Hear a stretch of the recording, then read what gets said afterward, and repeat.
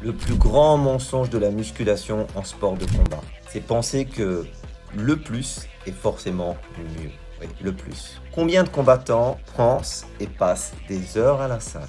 Oui, des heures. Et ils ajoutent des séries, ils ajoutent des exercices parce qu'ils ont vu que tel champion faisait telle chose. Et ils ajoutent beaucoup de volume.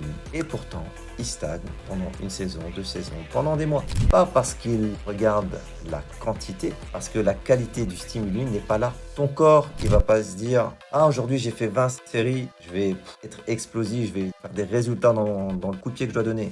Ton corps se demande, ai-je reçu une contrainte suffisamment forte pour devoir m'adapter? Donc tu vois, c'est pas la même chose. Beaucoup de combattants accumulent de la fatigue inutile. Très peu accumulent de l'adaptation tissulaire, une transformation de leur corps. Et après 35 ans, la différence devient énorme. Avant d'ajouter du volume, des exercices, des séries, pose-toi une question. Est-ce que mes séries sont réellement stimulantes?